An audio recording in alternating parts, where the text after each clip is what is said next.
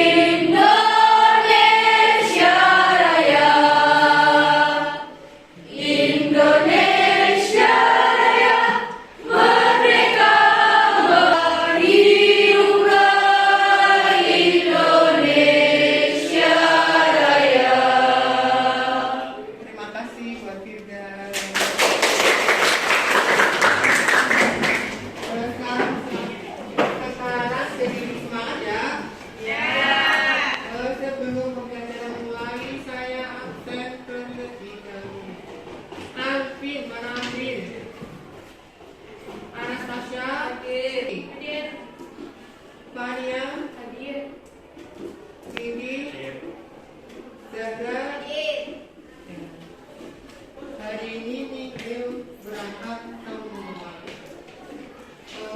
Sekarang kan ya musimnya sudah musim hujan, ya, jadi kalian harus jaga kesehatan. Tadi hujan berangkat pakai jas hujan atau nguyur? Lain kali kalian bawa jas hujan, biar kalau hujan kita memakai jas. Untuk pertemuan pada hari ini kita akan membahas dampak kolonialisme dan imperialisme. Nah, dampaknya kemarin kan pada bab sebelumnya kita sudah membahas tentang perlawanan ya bangsa Indonesia terhadap penjajahan. Nah sekarang kita membahas tentang kolonialisme dan imperialisme. Tapi di sini kita akan membahasnya yang dalam bidang politik dan pemerintahan. Silakan dibuka bukunya, buku tulisnya dan lain-lain. Dari kolonialisme dan imperialisme dan kompetensi dasar yang akan kita ambil di sini yang pertama 3.3 menganalisis dampak kolonialisme dan imperialisme dalam bidang politik, sosial, ekonomi, pendidikan pada bangsa Eropa, Spanyol, Portugis, Inggris, dan Belanda. Nanti 4.3 yaitu menalar dampak politik, budaya, sosial, ekonomi, dan pendidikan pada masa penjajahan bangsa Eropa. Kayak tadi, Portugis, Spanyol, Belanda, dan Inggris dalam kehidupan bangsa Indonesia pada masa ini dan menyajikannya dalam bentuk sejarah. Kita lanjut ke slide berikutnya. Nah, perhatikan gambar di bawah ini. Apa yang kalian ketahui dari gambar tersebut dan apa hubungan dari gambar tersebut dengan dampak kolonialisme dan imperialisme? Siapa yang mau mencoba menjawab hubungan dari yang kalian ketahui dari gambar tadi yang di depan dan juga hubungannya dengan dampak kolonialisme dan imperialisme? Yuk, siapa yang mau mencoba menjawab? Anik mau mencoba menjawab, silakan. Jadi ini tuh kan gambarnya gambar guru. Maksudnya di sini mungkin adalah meratanya sarana pendidikan di Indonesia. Dampak dari kolonialisme sendiri itu meratanya sarana pendidikan yang ada di Indonesia. Meratanya sarana pendidikan di Indonesia. Mungkin yang lebih spesifiknya pendidikan ya. Iya. Anik pendidikan. Pemerintah kolonial Belanda membuka sekolah-sekolah untuk rakyat. Iya. Ada lagi? Ada? Nah, dari gambar tadi itu bisa bukan hanya bumi ya, tapi gambar ASN, aparatur sipil negara. Ternyata itu dari zaman kolonial Belanda itu sudah ada. Tahu di Indonesia kan kepala daerah atau kepala pemimpinnya itu kan dipimpin oleh raja atau patih. Nah, kemudian setelah pada masa kolonial Belanda kan dibagi menjadi karsidenan. Nah, masing-masing karsidenan itu dipimpin, ya itu yang memimpin itu yang mengangkat itu orang pemerintah kolonial Belanda dan digaji. Nah itu awal dari tadi dampak kolonialisme dan imperialisme dari tadi aparatur negara atau pemerintah yang digaji oleh pemerintah kolonial. Tujuan pembelajarannya yang akan kita capai dalam pembelajaran kali ini yang pertama setelah membaca teks dampak kolonialisme dan imperialisme di bidang politik dan ekonomi, peserta didik mampu menemukan dampak kolonialisme di bidang politik dan ekonomi secara mandiri. Terus yang kedua, setelah berdiskusi secara kelompok, nah nanti kalian diskusi ya secara kelompok, peserta didik mampu menganalisis dampak kolonialisme dan imperialisme di bidang tadi politik, ekonomi, serta pengaruhnya bagi masa kini.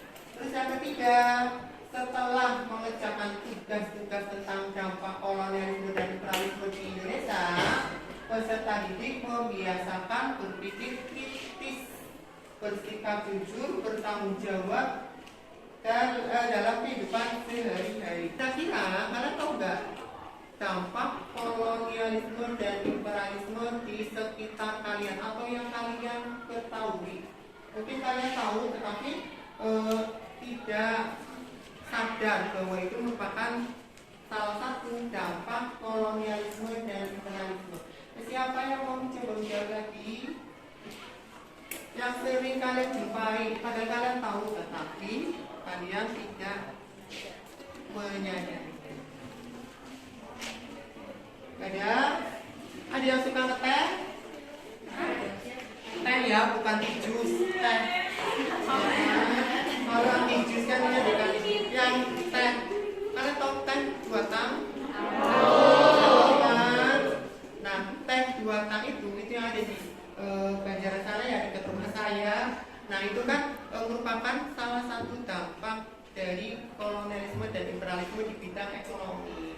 Pada masa pemerintahan kolonial Belanda, nanti kan dia membuka sistem ekonomi liberal, pengusaha-pengusaha asing. Nah, itu datang ke Indonesia untuk menanamkan modalnya, membuka usaha. Salah satunya tadi teh, ya, pabrik teh. Selain itu yang sering kalian lihat, yang kalian pakai sehari-hari. Nah, motor kan ada platnya. Nah, platnya kan ada yang G, ada yang apa lagi H, ada yang R. Kalau G mana? Kalau yang R? Nggak tahu. Nggak tahu. R berarti di sana Purwokerto, Cilacap dan lain-lain. Kalau yang H? Semarang.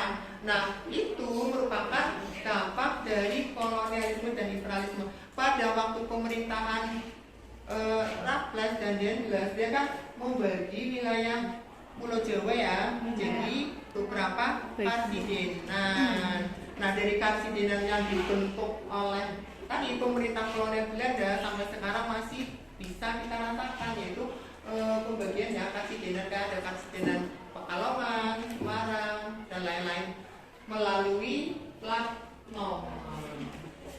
Selanjutnya kita bahas yang pertama ya, bidang politik pemerintahan. Nah, di sini ada 4 masa. Ya, masa ketika bangsa Eropa menguasai Indonesia. Yang pertama, masa kekuasaan VOC. Ya, masa kekuasaan VOC. Nah, di sini VOC itu dianggap sebagai cikal bakal dari kolonialisme Belanda di Indonesia. Kenapa? Karena tadi VOC ikut campur dalam urusan kehidupan kerajaan-kerajaan lokal. Nah, campur tangan tersebut memudahkan VOC itu memegang kendali kekuasaan. Contohnya, VOC kan biasanya ya ada yang kayak politik adu domba, ya kan? Misalnya ada 2 kerajaan yang bertikai, pastinya membela salah satu. Tetapi membelanya itu, menolongnya ada maksud dan tujuan. Misalnya kalau membantu dan bisa mengalahkan kerajaan satunya, nanti minta wilayah, kekuasaan dan lain-lain. Itu ya, makanya di sini VOC itu dianggap sebagai cikal bakal kolonialisme. Yang awalnya pada masa Gubernur C.P. Coen, pakai C ya, bukan pakai K. Kalau pakai K, Coen. Pakai C, Coen. Nah, di situ awalnya dia kan datang ke Banten, kemudian membeli sebidang tanah. Alasannya untuk perkantoran, tetapi kemudian dari sebidang tanah tadi semakin luas dan akhirnya Banten dikuasai oleh VOC. Itu yang pertama. Nah, terus yang kedua, pada masa pemerintahan Republik Batak. Nah, di sini terjadi pembaharuan dalam bidang politik dan administrasi pemerintahan. Nah, di sini tadi ya, yang contoh di pertama yang gambar PNS tadi itu munculnya jabatan pegawai pemerintah kolonial. Nah, itu berarti pada masa Republik Batak berarti itu kan peralihan ya. Belanda dikuasai oleh Prancis di sana, kemudian memutus ya.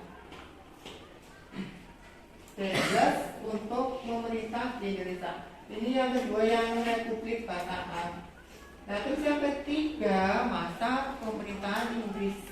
Nah, di sini berusaha memperbarui bidang ketatanegaraan, menghapus ikatan feodal dan memberikan kepastian hukum.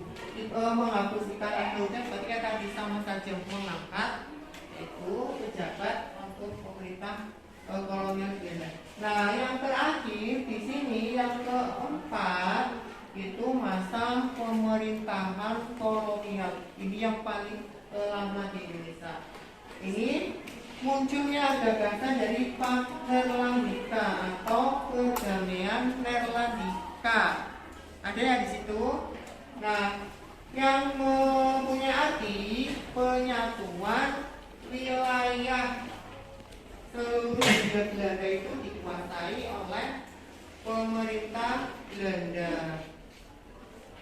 Nanti semua wilayah di Indonesia itu akhirnya bisa dikuasai oleh pemerintah kolonial Belanda. Nah, dari tadi apa yang atas dikuasai semua, terus kan nanti akhirnya ada politik, balas bukti politik etis, nanti munculnya golongan terpelajar dan lain-lain. Akhirnya lahirlah organisasi pergerakan nasional.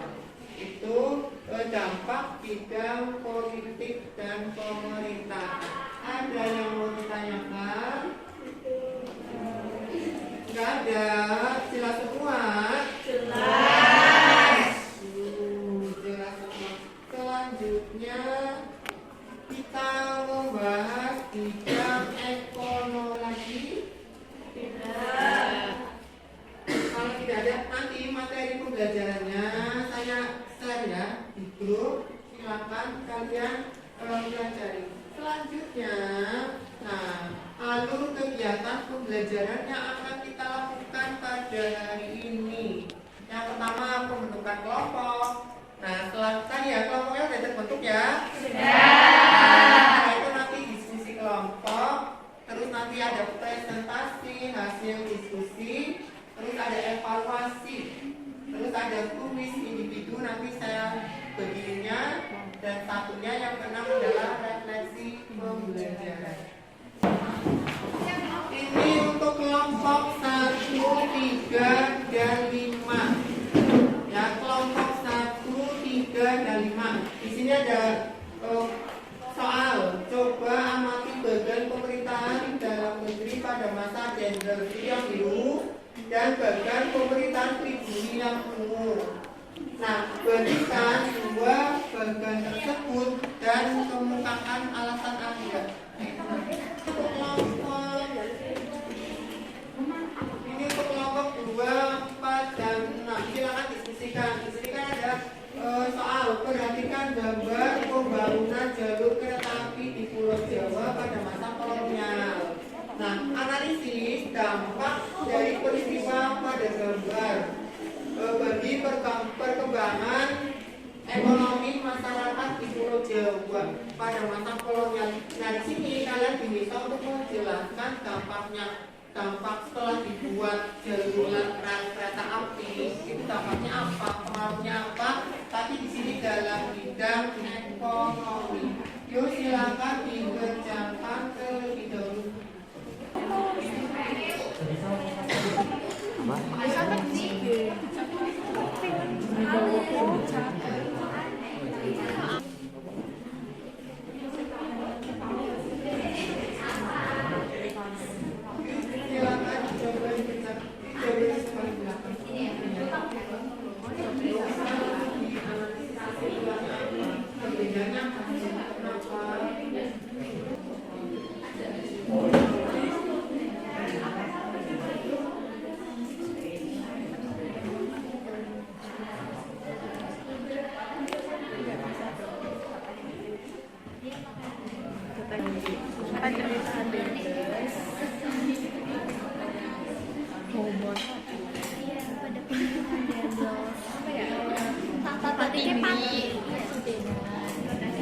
Yang mau mencoba kelompok mana dulu? Yang sudah selesai tidak membaca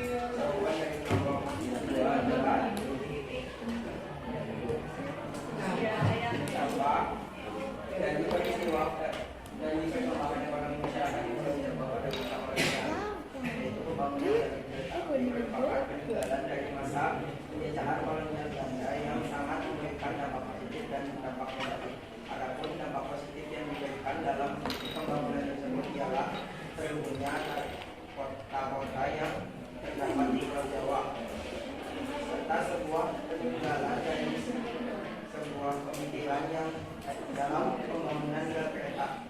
Adapun dampak negatif yang diberikan ialah memakan banyak korban jiwa pada masa itu karena adanya diterapkannya sistem kerja paksa di mana para pekerja tidak mendapatkan fasilitas upah. Dan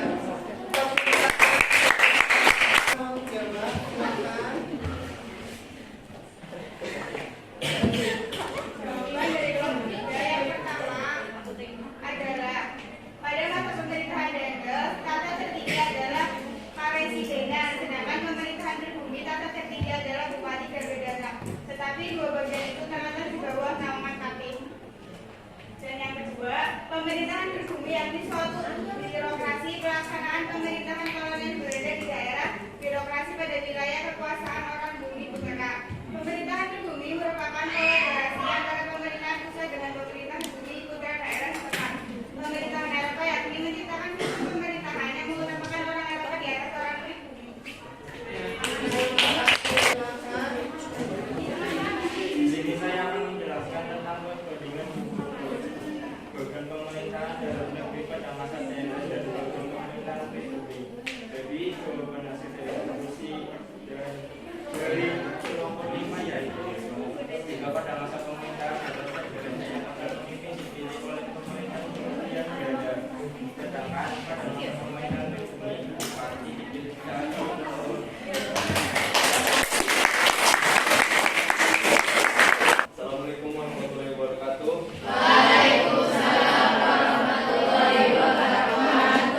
Saya perwakilan dari kelompok 4 akan memberikan jawaban dari pertanyaan depan.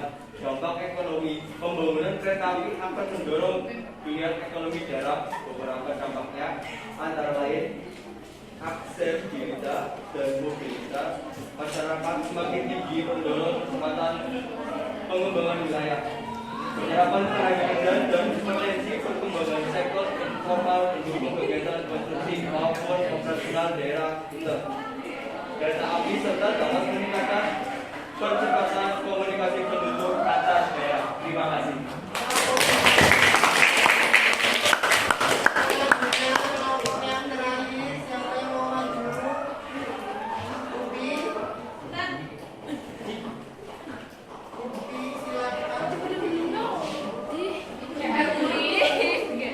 Pede banget.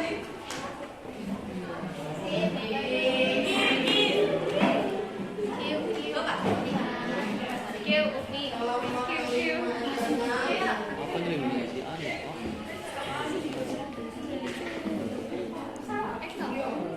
Assalamualaikum warahmatullahi wabarakatuh.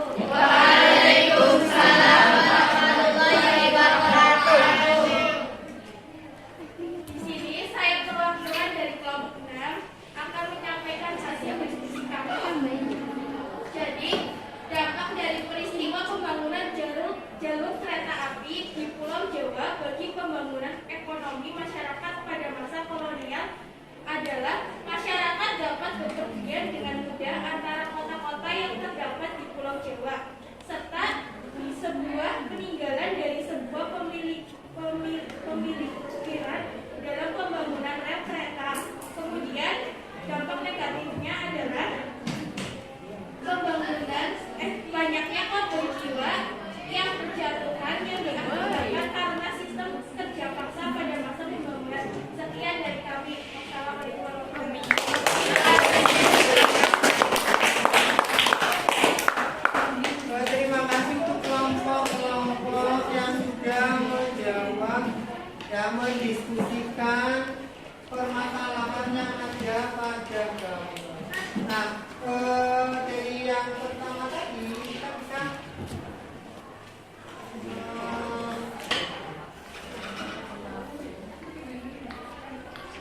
analisis yang gambar yang pertama di sini kan dampak politik ya pada masa Daendel ini ditandai dengan munculnya jabatan pemerintahan kolonial. Berarti yang awalnya dipimpin oleh parti yang secara turun-temurun itu diwariskan, kemudian pada masa Daendel itu mulai dihilangkan.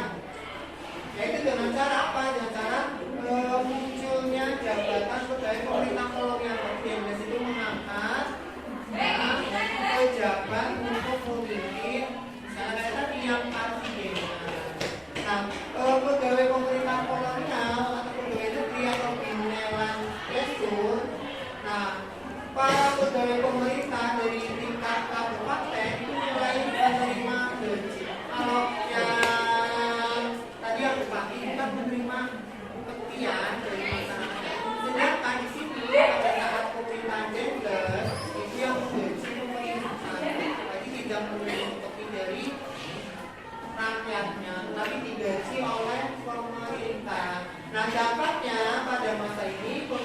diikuti-ikuti bupati itu kehilangan jabatan secara turun. Yang biasanya bapaknya bupati nanti anaknya menjadi bupati pada masa tendensi itu, ya itu sudah dihilangkan.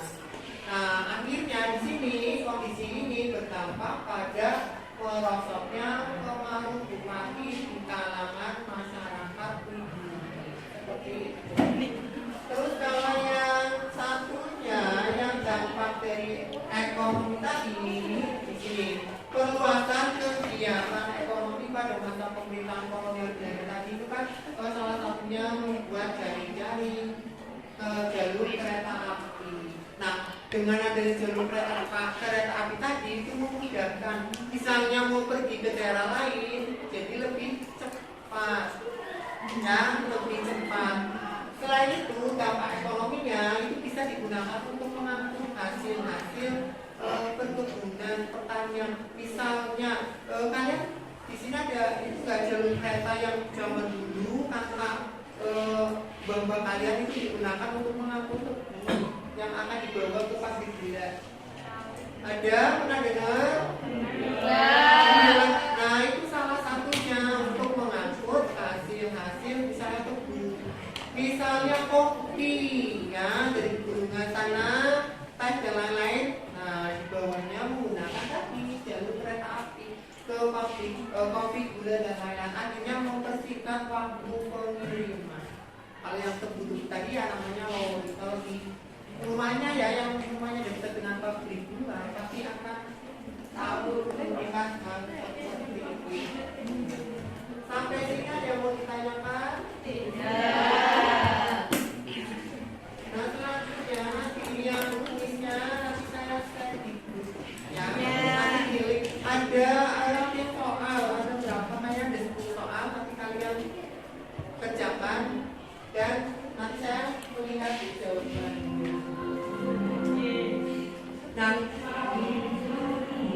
Nah, saya simpulkan ya. Kalau ada yang mau menyimpulkan dari materi yang tadi, Anik boleh. Politik apa ekologi boleh. Disimpulkan aja sedikit menurut penangkapan kamu. Jadi kalau bidang politik ini sebenarnya berpengaruh besar ya. Jadi Belanda datang ke Indonesia berpengaruh besar di bidang politik. Dari mulai pemerintahannya, tata laksana, semuanya lah Pak. Jadi gitu menurut aku. Nah, pemerintahannya jadi sedikit berubah. Iya. Ekonominya juga. Terima kasih teman-teman.